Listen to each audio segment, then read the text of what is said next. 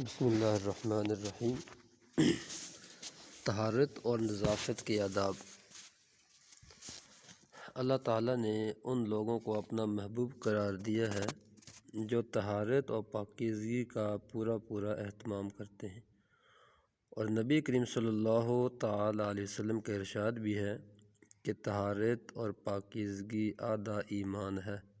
یعنی آدھا ایمان تو یہ ہے کہ آدمی روح کو پاک صاف رکھے، اور آدھا ایمان یہ ہے کہ آدمی جسم کی صفائی اور پاکی کا خیال رکھے۔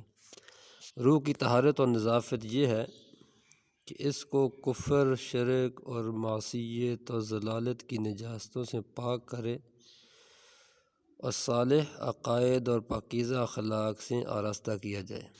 اور جسم کی طہارت اور نظافت یہ ہے کہ اس کو ظاہری ناپاکیوں سے پاک و صاف رکھ کر نظافت اور سلیقے کے آداب سے آراستہ کیا جائے۔ نمبر 1 یہ ہے کہ آدمی سو کر اٹھنے کے بعد ہاتھ دھوئے بغیر پانی کے برتن میں ہاتھ نہ ڈالے، کیا معلوم سوتے میں اس کا ہاتھ کہاں پڑا ہو۔ اور دوسرا ادب یہ بھی ہے نظافت کا کہ غسل خانے کی زمین پر پیشاب کرنے سے پرہیز کرے، بالخصوص جب غسل خانے کی زمین کچی ہو۔ اور یہ بھی نظافت کے آداب میں سے ہے کہ ضروریات سے فراغت کے لیے نہ قبلہ رخ بیٹھے اور نہ قبلہ کی طرف پیٹھ کرے۔ فراغت کے بعد ڈیلے اور پانی سے استنجا کرے، یا صرف پانی سے طہارت حاصل کرے۔ لید، ہڈی اور کوئلے وغیرہ سے استنجا نہ کرے، اور استنجے کے بعد صابن یا مٹی سے خوب اچھی طرح ہاتھ دھو لے۔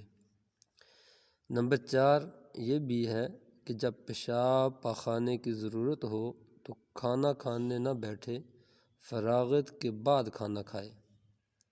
اور یہ بھی آداب میں سے ہے کہ کھانا وغیرہ کھانے کے لیے دائیں ہاتھ استعمال کرے، وضو میں بھی دائیں ہاتھ سے کام لے، اور استنجا کرنے اور ناک وغیرہ صاف کرنے کے لیے بائیں ہاتھ استعمال کرے۔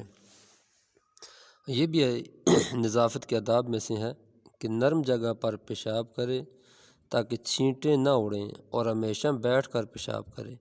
ہاں، اگر زمین بیٹھنے کے لائق نہ ہو یا کوئی اور واقعی مجبوری ہو تو کھڑے ہو کر پیشاب کر سکتے ہیں، لیکن عام حالات میں یہ بڑی گندی عادت ہے جس سے سختی کے ساتھ پرہیز کرنا چاہیے۔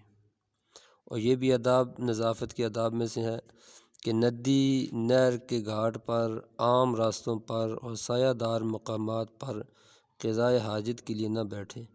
اس سے دوسرے لوگوں کو تکلیف بھی ہوتی ہے اور ادب و تہذیب کے بھی خلاف ہے۔ یہ بھی نظافت کے آداب میں سے ہے کہ جب پاخانے جانا ہو تو جوتا پہن کر اور سر کو ٹوپی وغیرہ سے ڈھانپ کر جائے، اور جاتے وقت یہ دعا پڑھے: اللہم انی اعوذ بک من الخبث والخبائث۔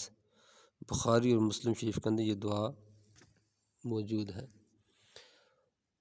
اس کا ترجمہ ہے کہ خدایا میں تیری پناہ چاہتا ہوں شیطانوں سے، ان شیطانوں سے بھی جو مذکر ہیں اور ان سے بھی جو مؤنث ہیں، یعنی مؤنث اور مذکر جو شیطان ہیں ان سے میں پناہ چاہتا ہوں۔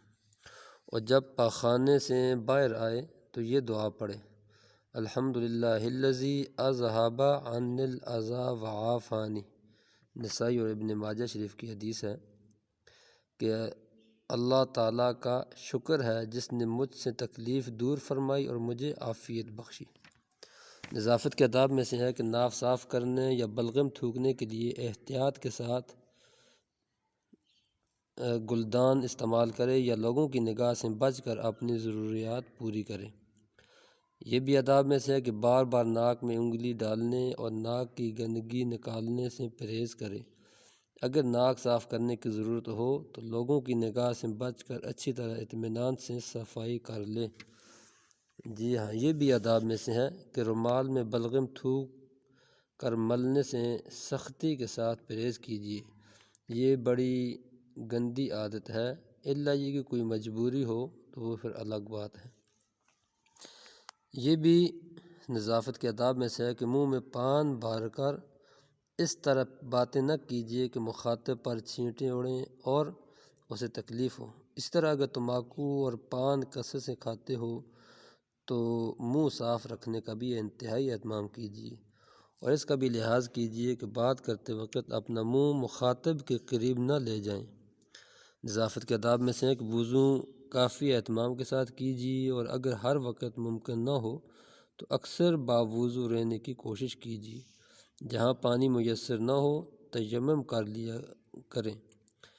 بسم اللہ الرحمن الرحیم کہہ کر وضو شروع کیجیے، اور وضو کے دوران یہ دعا پڑھیے جو حدیث پاک کے اندر منقول ہے دعا۔ وہ دعا کیا ہے پڑھنی ہے ہم نے، اور وہ دعا کیا ہے کہ اشہد ان لا الہ الا اللہ وحدہ لا شریک لہ واشہد ان محمدا عبدہ ورسولہ اللہم اجعلنی من التوابین واجعلنی من المتطہرین۔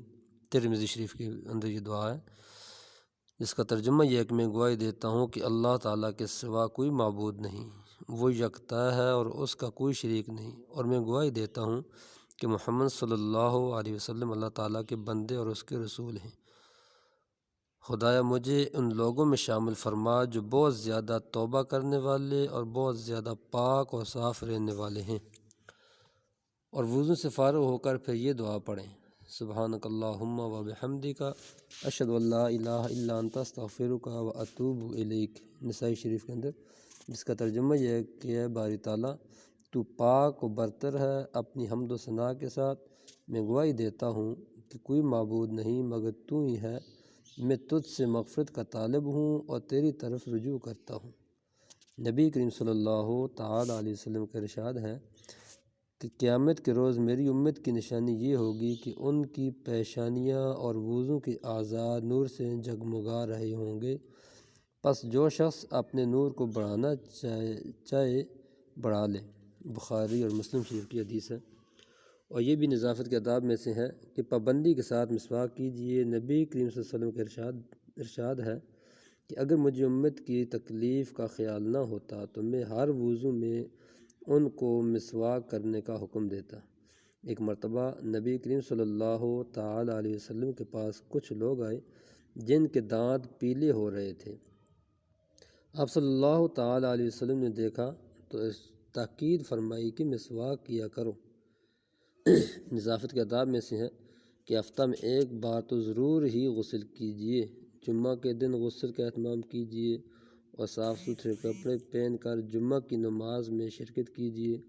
نبی کریم صلی اللہ تعالیٰ علیہ وسلم کا ارشاد ہے، امانت کی ادائیگی آدمی کو جنت میں لے جاتی ہے۔ صحابہ کرام رضوان اللہ تعالیٰ علیہم اجمعین نے پوچھا کہ یا رسول اللہ صلی اللہ تعالیٰ علیہ وسلم امانت سے کیا مراد ہے؟ فرمایا ناپاکی سے پاک ہونے کے لیے غسل کرنا، اس سے بڑھ کر خدا نے کوئی امانت مقرر نہیں کی ہے، بس جب آدمی کو نہانے کی حاجت ہو جائے تو غسل کرے۔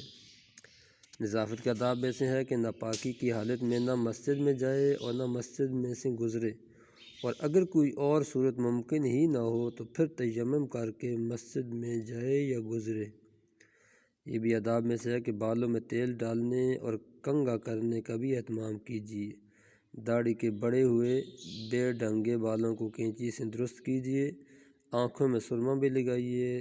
ناخن تراشنے اور صاف رکھنے کا بھی اہتمام کیجیے، اور سادگی اور اعتدال کے ساتھ مناسب زیب و زینت کا اہتمام کیجیے۔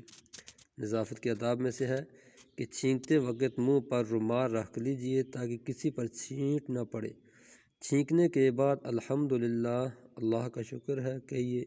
سننے والا یرحمک اللہ یعنی اللہ آپ پر رحم فرمائے یہ کہے، اور اس کے جواب میں یہدیک اللہ یا یہدیکم اللہ کہے، جس کا ترجمہ یہ ہے کہ اللہ آپ کو ہدایت بخشے۔ نظافت کے آداب میں سے کہ خوشبو کا کثرت سے استعمال کیجیے۔ نبی کریم صلی اللہ تعالیٰ علیہ وسلم خوشبو کو بہت پسند فرماتے تھے۔ آپ سو کر اٹھنے کے بعد جب ضروریات سے فارغ ہوتے تو خوشبو ضرور لگاتے تھے۔ تو یہ نظافت کے آداب ہیں، تو ان آداب کو سامنے رکھ کر ہم وقت گزاریں، زندگی گزاریں، اور ان کو اپنی عمل کے اندر لے کر آئیں۔ صرف پڑھنا، سننا، واعظ نصیحت، سن کر چھوڑ دینا یہ کافی نہیں ہے، بلکہ جو چیز سنی، جو سیکھی، اس کے اوپر عمل کرنا، یہ انسان کے کام آنے والی چیزیں ہیں۔ تو اللہ تبارک و تعالی ہمیں ان باتوں کے اوپر، آداب کے اوپر عمل کر کے ان کے مطابق اپنی زندگی گزارنے کی توفیق عطا فرمائے۔